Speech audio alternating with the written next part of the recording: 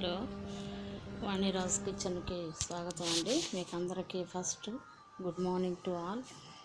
ఈరోజు నేను మీకు ఒక ఈజీగా పెరుగు అన్ని ఎలాగా తయారు చేసుకోవచ్చో చెప్తానండి. ఈరోజు నేను బ్రేక్ఫాస్ట్కి వడ, దోశ చేశాను, దాంట్లో కారపు చట్నీ చేశాను. అట్లాగే పెరుగు వడ ఎలా చేసుకోవాలంటే ఫస్ట్ మనము పెరుగుని పోపేసి పెట్టుకోవాలి. అంటే పచ్చిమిరపకాయలు, ఉల్లిపాయలు, అట్లాగే అల్లం ముక్కలు అన్నీ వేసుకొని, అలా కొంచెం జీలకర్ర, పోపు గింజలు వేసుకొని పోపు వేసుకొని కొంచెం పోపు వేసుకున్న తర్వాత ముందుగా మనం ఒక 2 నిమిషాలు దాన్ని నానబెట్టుకోవాలండి. నానబెట్టుకున్నాక ఏం చేయాలంటే దాన్ని ఆ వడని పిండేసి దాంట్లో వేసుకోవాలి. వడని వేసుకుంటే, ఎందుకంటే వాటర్ని ఫస్ట్ మనం వేస్తే కొంచెం వాటర్ని అబ్జర్వ్ చేసుకుంటుంది కాబట్టి పెరుగుని ఎక్కువగా పీల్చుకోకుండా ఉంటుంది అన్నమాట. అంటే మనం తినడానికి కూడా కొంచెం బాగుంటుంది. అంటే ఫస్టే మనం డైరెక్ట్గా వేసేసామంటే అది కొంచెం అంత ఇదిగా ఉండదు. కాబట్టి మనం పెరుగుని అంత ఇదిగా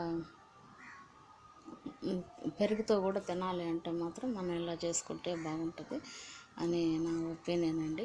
అలాగే మేము అలాగే చేసుకుంటాం. ఈరోజు నేను కూడా మీకు అలాగే చూపిస్తున్నాను. నాకు ఫస్ట్ నుంచి కూడా ఇవి చేయాలంటే చాలా ఇంట్రెస్ట్, కానీ నాకు ఎంకరేజ్మెంట్ అనేది కాదు. కానీ కొంచెం చేద్దాము, ఎలా ఉంటుందన్న ఉద్దేశానండి. అలాగే మీరు తప్పకుండా నా వీడియో చూడండి. వీడియోని చూసి ఎలా ఉందో చెప్పండి. ఇట్లా చేసుకుంటే మాత్రం చాలా బాగుంటుందండి. అలాగే చాలా అంటే చాలా బాగుంటుంది. మీరు తప్పకుండా చేసుకోవాలని నేను కోరుకుంటున్నాను. అలాగే నా ఫస్ట్ టైము కొంచెం నాకు వీడియో ముందు మాట్లాడాలంటే కూడా కొంచెం ఫియర్గా ఉంది. అందుకని నేను దాన్ని ఇట్లా చెప్తున్నాను మీకు. బ్రేక్ఫాస్ట్ అయిపోయిందండి. లంచ్ మళ్ళీ నేను మీకు పెడతాను. లంచ్కి ఏం కర్రీ చేయాలి ఏందా అనేది నేను మళ్ళీ మీకు చెప్తానండి. అట్లాగే నా ఫస్ట్ కొంచెం వీడియోని లైక్ చేయండి. ఇది మా డైనింగ్ టేబుల్ అండి, ఇలా ఉంటుంది. నేను ఇలాగా చేసుకున్నాను.